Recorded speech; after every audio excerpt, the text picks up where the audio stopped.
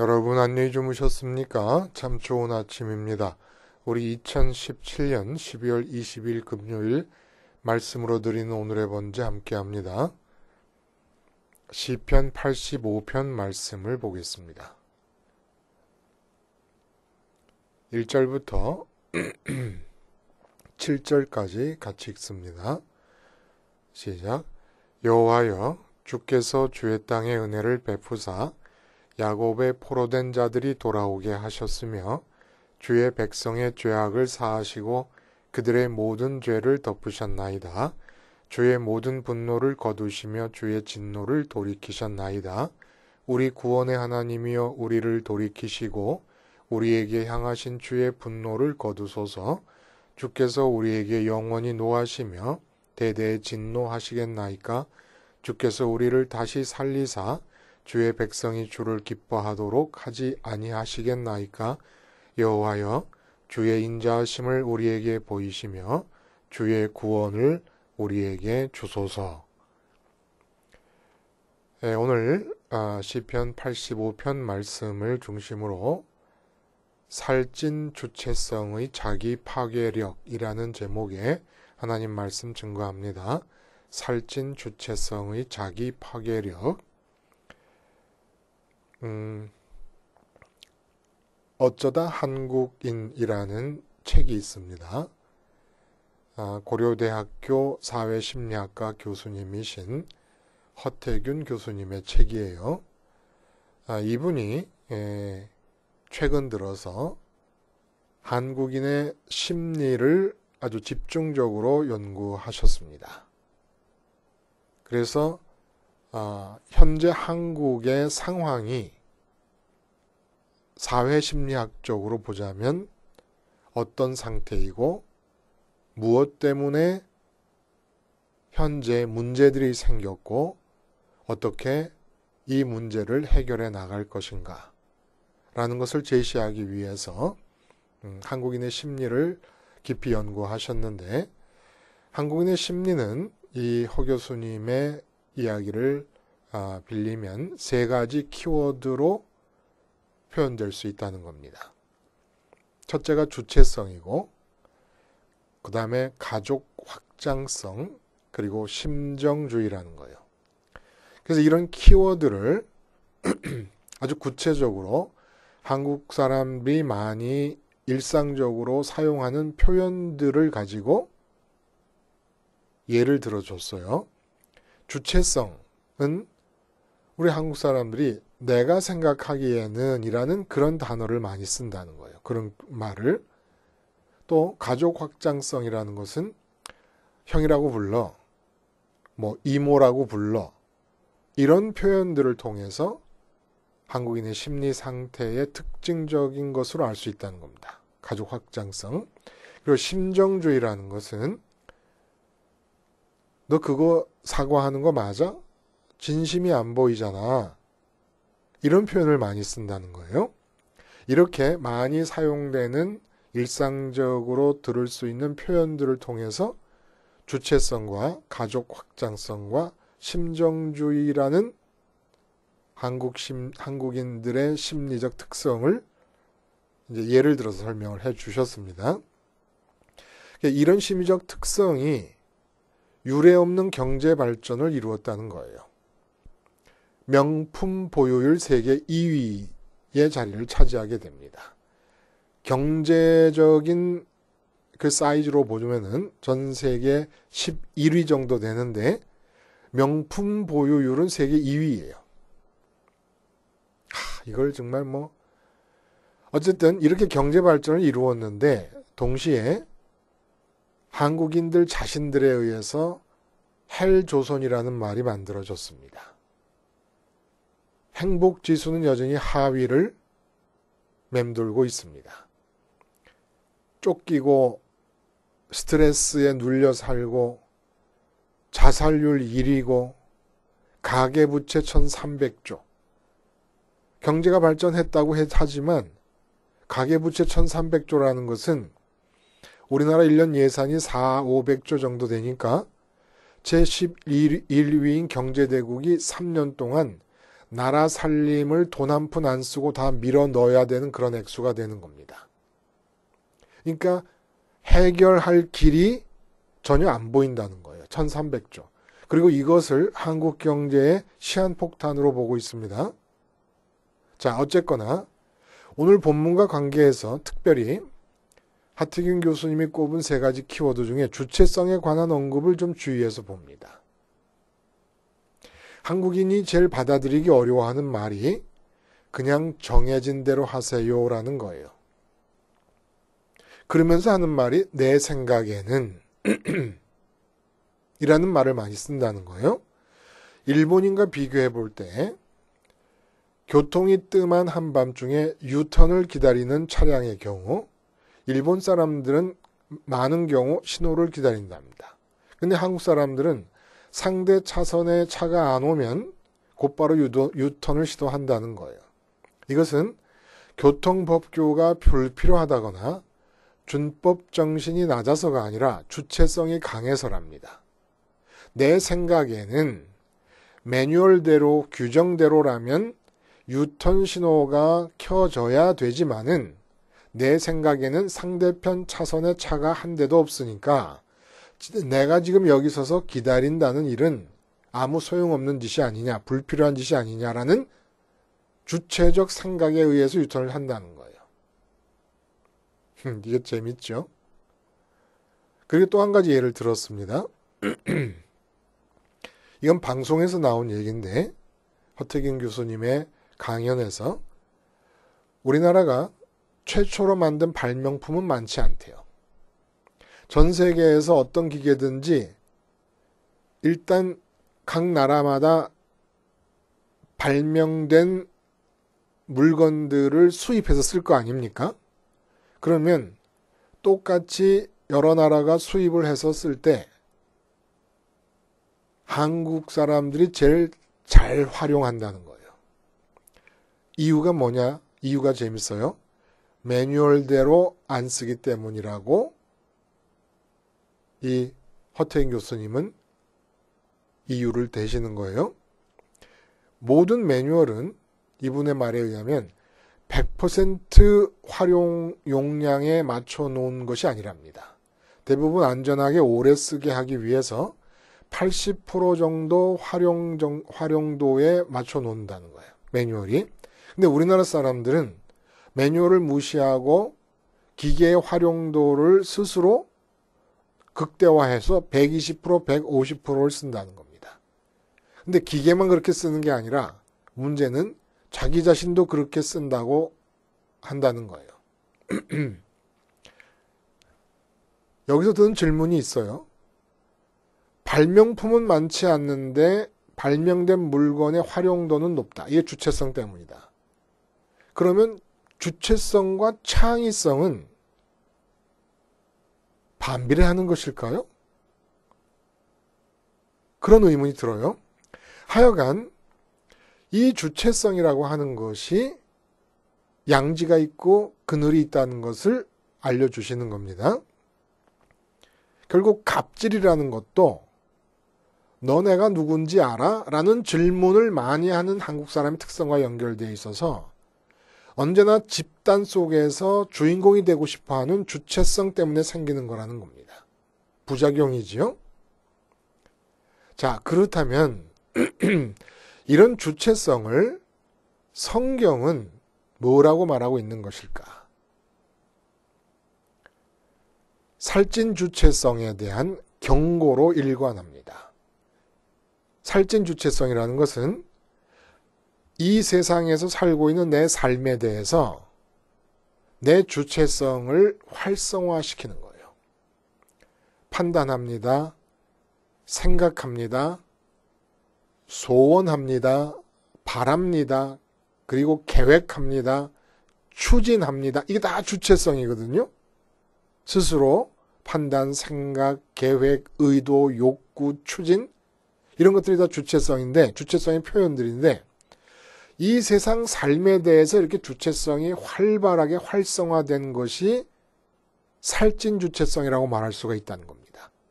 그런데 이런 살찐 주체성으로 삶을 주도해 나갈 때 성경은 경고하는 거예요. 혼돈과 공허와 흑암이 뒤덮이게 될 것을 성경은 확정적으로 말씀해주고 계십니다. 세상을 향한 우리의 마음은 가난한 마음이 되기를 바라고 계시고 언제나 마음의 다이어트에 총력을 기울일 것을 말씀해주고 계세요.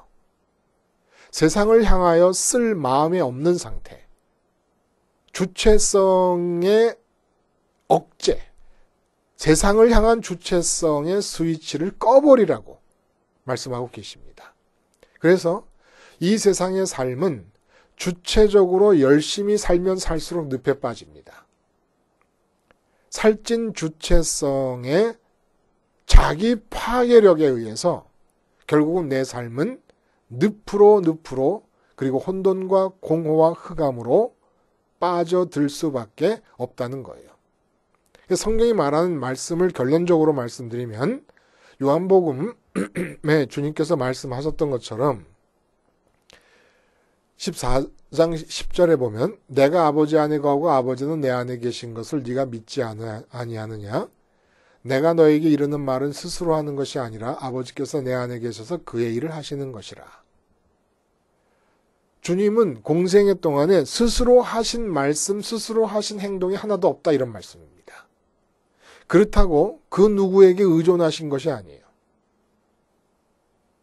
타인 의존성을 말씀하신 게 아니에요.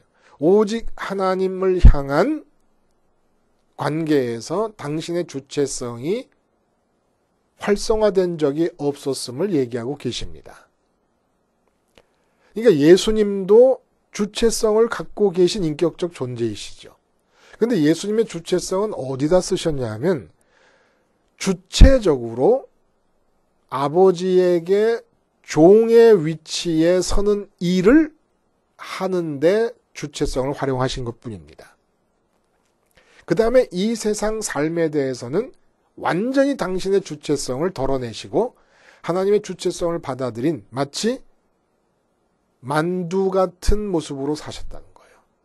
예수님의 주체성은 얇은 피가 되었습니다. 만두 피.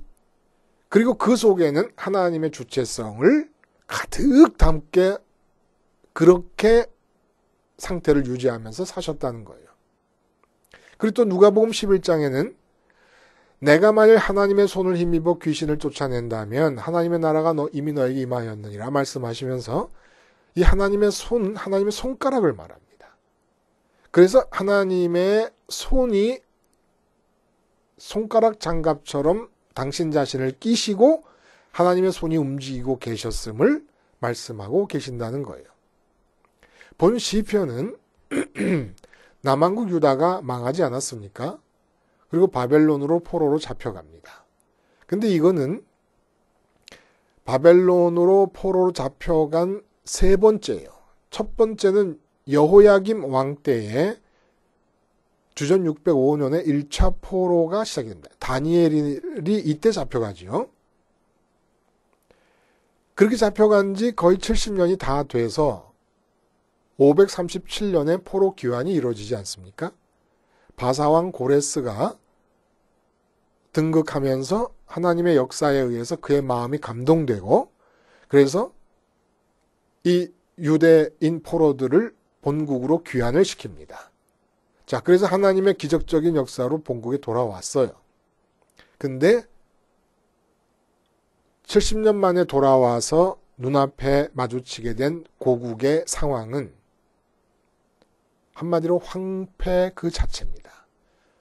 혼돈과 공허와 흑암이 덮여있는 상태인 것을 눈앞에 보게 됩니다. 도대체 어디서부터 시작을 해야 나라를 재건할 수 있고 이 총체적 참담함의 난국을 극복하고 정상적인 삶을 회복할 수 있을 것인가? 이 현실을 앞두고 하나님 앞에 기도하는 내용이 오늘 본문에 나와 있는 거예요. 근데 이 시인이 이러한 조국의 황폐함을 앞두고 조국이 황폐하니까 자기 자신들의 개인적인 삶도 황폐해졌을 거 아닙니까? 그러한 황폐함을 극복하기 위해서 마음속에 붙잡고 있는 단 한 가지 내가 해야 될 일.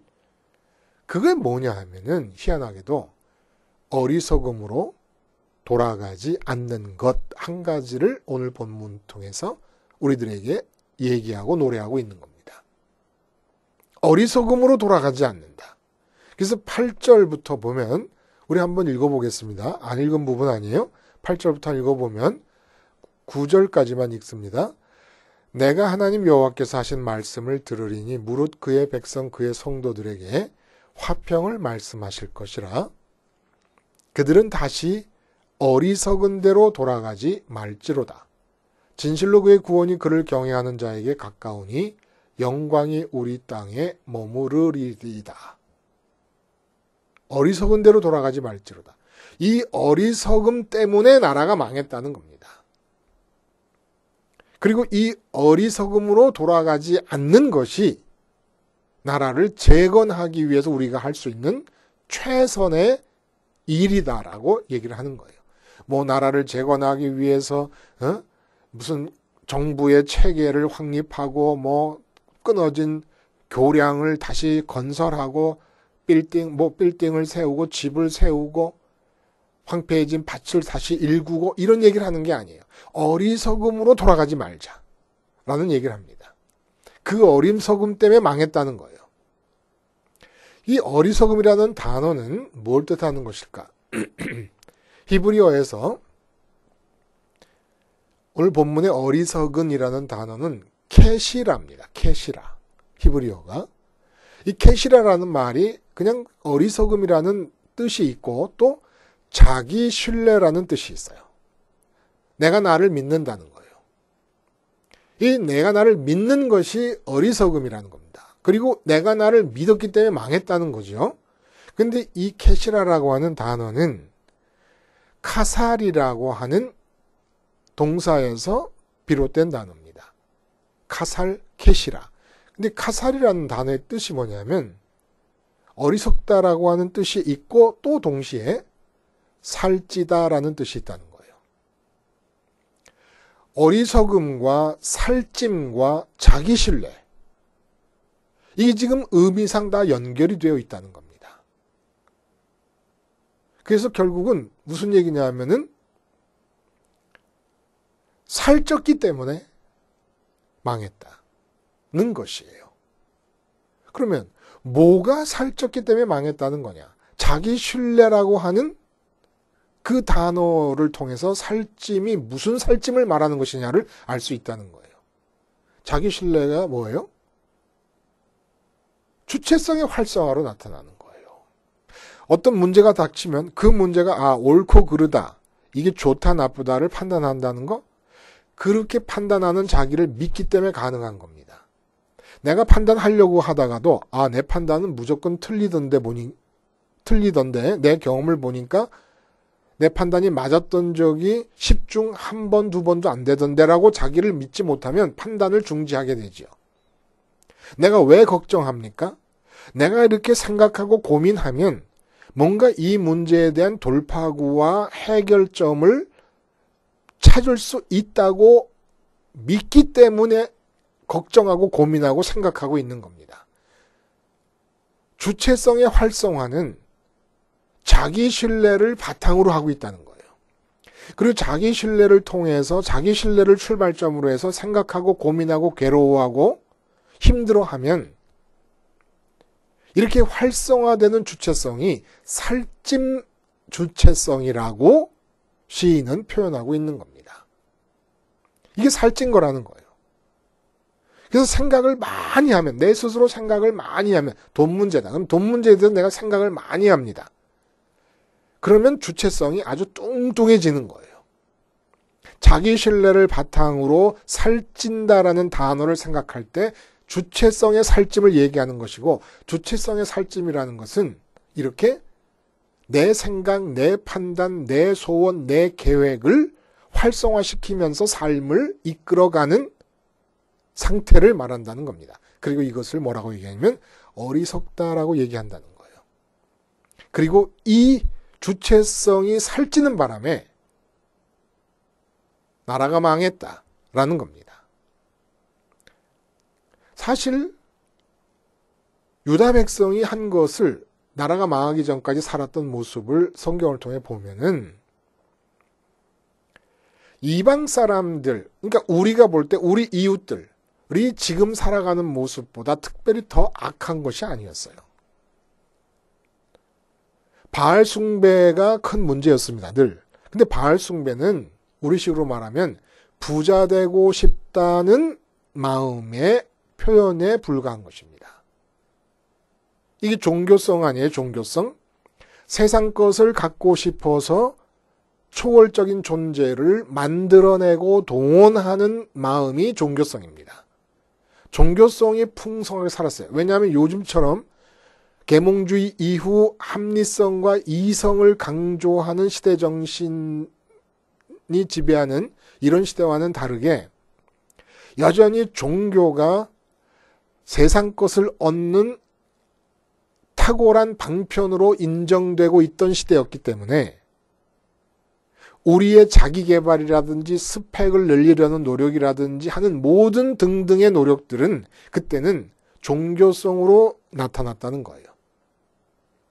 그러니까 바알 숭배라는 것은 당시로서 돈 버는 방법이었습니다. 쉽게 말하면 풍요와 다산을 관장하는 바알이라는 신을 섬긴다는 것은 부자 되고 싶다는 표현이었고 부자 되기 위한 추진의 한 방법이었다는 거예요. 한마디로 열심히 살았다가 망한 겁니다. 최선을 다해 열심을 부리고 살다가 망한 것이라는 거예요. 그럼 하나님께서 원하시는 게 뭐예요? 오늘 본문 우리가 이 9절에 보면 하나님의 영광이 땅에 머무른다라는 말씀이 있습니다. 그리고 하나님께서 선민들에게 평화를 얘기하신다. 다시 말해서 선민들의 삶이 샬롬, 평강으로 가득 차기를 원하신다. 하나님의 원하심은 그거예요. 평강하기를 원하시고 하나님의 영광이 나타나는 삶의 현장이 되기를 바라십니다. 다시 말하면 하나님이 1등으로 선두주자가 되셔서 내 삶을 이끌어 가심으로써 우리 삶이 평강으로 가득 차기를 바라시는 겁니다. 하나님의 소원이에요. 근데 이게 안 될 경우에 왜 이게 안 되는 겁니까? 내 주체성이 1등으로 나타났기 때문이라는 겁니다. 그래서 주체성의 다이어트를 오늘 본문은 말씀하고 있는 거예요.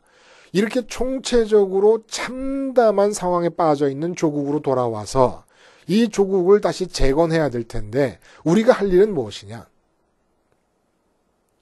주체성을 다이어트 하자는 겁니다. 아직은 바쁘잖아요. 머리를 짜고 밤새 계획을 하고 무엇인가 세우고 계획하고 추진하고 바쁜데 주체성을 죽이는 것을 나라 재건을 위한 방법으로 택하자는 겁니다. 다시는 우리 주체성을 활성화시켜서 우리 주체성이 살찐 주체성이 되는 일을 막자는 겁니다. 왜냐하면 그게 어리석은 거죠. 주체성을 아주 예민하게 활성화시키는 것이 어리석음과 반대되는 입장에 서 있는 것처럼 느껴지지 않습니까? 근데 그게 어리석음이라는 거예요. 자, 그러면 어떻게 우리 주체성을 다이어트 시킬 것인가? 또 주체성을 다이어트 시키고 날씬해진다는 것은 무엇을 뜻하는 것일까? 우린 판단 능력이 있습니다. 생각의 능력이 있습니다. 말하는 언어의 능력이 있습니다. 또 몸이 있으면서 의지력이 있고 행동력이 있고 행동을 할 수 있습니다. 이런 모든 주체성 안에 포함되어 있는 능력들을 껍질만 남기자는 거예요. 판단력을 내가 활용하지 말고 판단력과 생각할 수 있는 힘을 껍질만 남겨서 그 껍데기 안에 하나님의 판단을 만두의 소처럼 집어넣고 하나님의 생각을 만두의 소처럼 집어넣자는 겁니다. 우리가 생각할 능력이 없다면 어떻게 하나님의 생각을 받아들일 수 있겠습니까? 판단 능력이 없다면 어떻게 하나님의 판단을 받아들이겠어요? 우리가 행동할 수 없다면 어떻게 하나님께서 움직이심을 우리 안으로 받아들여서 수용할 수 있겠습니까? 근데 우리의 이런 모든 주체성을 표현할 수 있는 갖가지의 능력들을 껍데기만 남겨놓자는 겁니다. 할 수 있음 그 자체로만 남겨놓고 그 실질적인 활용의 단계에서는 하나님의 것들로 채우라는 거예요. 그러니까 우리가 만들어내는 판단이라는 만두는 껍데기만 우리의 판단 능력일 뿐이지 그 속의 판단 내용은 하나님의 판단이 돼야 되고 생각도 마찬가지고 껍데기만 우리의 생각이라는 껍데기를 갖고 있는 것이지 내용은 하나님의 생각이 들어있어야 된다는 것입니다. 행동도 우리가 행동하는 것은 껍데기일 뿐이지 그 껍데기 안에는 하나님이 원하시는 역사하심이 들어있어야 된다는 겁니다. 우리는 만두라는 거예요. 우리는 장갑이라는 거예요. 그럼 어떻게 그럴 수 있느냐는 겁니다. 어떻게 그렇게 우리는 주체성이 갖고 있는 능력들을 껍데기만 남겨놓고 하나님의 것으로 채울 수 있는 날씬함을 유지할 수 있겠냐는 겁니다. 만족과 기쁨, 내 마음의 행복, 내 마음의 평강, 내 마음의 샬롬을 하늘에 계신 하나님만으로 해결하겠다고 마음을 확정 짓는 겁니다. 운명으로 알고 팔자로 아는 겁니다. 내 마음이 행복하고 기쁜 것은 오직 하늘에 계신 하나님만이 내게 허락하실 수 있는 일이다라는 것으로 운명처럼 팔자처럼 여기라는 거예요. 그래서 십자가와 부활과 승천, 성전에서 상번제의 죽음과 연합하여, 십자가의 죽음과 연합하고 구약에서는 상번제 어린 양의 죽음과 연합하여. 그래서 끊임없이 여호와 하나님만을 마음을 채울 수 있는 유일한 대상으로 추구하고 구하고 간구하는 것이 이 세상의 삶에서는 하나님의 주체성이 나의 주체성의 껍질을 쓰시고 나타날 수 있는 길이라는 겁니다. 끊임없이 매 순간 내 마음을 돌아보며 무엇 때문에 만족을 하지 못하고 무엇 때문에 기쁨을 잃고 있는가를 보고 아직도 세상 것으로 만족하고 기쁘려 하는 나를 끊임없이 십자가에서 죽이고 성전을 통해 죽이고 이 결국은 뭐냐? 만족함을 세상에서 얻으려 하지 않는 것이 세상을 향해 활성화되려는 내 주체성의 스위치를 꺼버리는 겁니다. 세상을 향해 활성화되는 내 주체성의 스위치, 판단하고 생각하고 계획하고 소원하고 추구하고 추진하는 이런 주체성의 스위치를 꺼버리고 내 마음의 만족은 어차피 하늘에서만 있다라고 생각해서 내 주체성은 온통 하늘을 향해서만 쏟아붓는 겁니다. 축구하고 찾고 판단도 하나님만이 기쁨이라는 판단을 믿는 거예요. 붙잡고. 그래서 내 주체성을 하늘을 향해 다 쏟아부어가지고 이 세상을 향해서는 내 주체성이라고 하는 게 껍데기만 남아있는 상태가 될 때 그 껍데기를 어머니가 얇은 만두피를 손에 들고 왼손에 쥐고 오른손으로 만두소를 싸가지고 얹어서 만두를 맛있게 만들듯이 껍데기, 주체성의 껍데기만을 하나님께 내드릴 때 하나님께서 그 나의 주체성의 껍데기들로 당신이 갖고 계신 내용문들을 채움으로써 우리 삶의 평강과 하나님의 영광이 나타나는 그러한 복된 삶이 가능해질 수 있다는 겁니다. 결국 나를 파괴하고 나라를 망하게 한 선민의 나라를 망하게 한 선민의 나라를 요즘 말로 교회를 망하게 하는 첫 번째 이유가 뭐냐? 어리석음이에요. 어리석음이 뭡니까? 내 주체성을 활성화시킴으로써 살찐 주체성이 되는 것입니다. 살찐 주체성의 파괴력을 십자가를 통해서 완전히 제거하시면서 살아가실 수 있기를 바랍니다. 기도하시겠습니다. 하나님 아버지, 오늘도 우리가 할 단 한 가지 일은 십자가에서 이 세상 삶을 향한 나의 주체성을 죽이는 일이며 부활 승천하신 주님 따라 마음이 하늘에서 하나님 아버지로 말미암아 기쁨을 얻는 것이오니 이렇게 십자가 생활화를 진행하는 동안에 이 땅에서는 하나님의 영광이 나타나고 하나님의 역사가 진행될 수 있게 해 주시옵소서. 예수님의 이름으로 기도드리옵나이다. 아멘.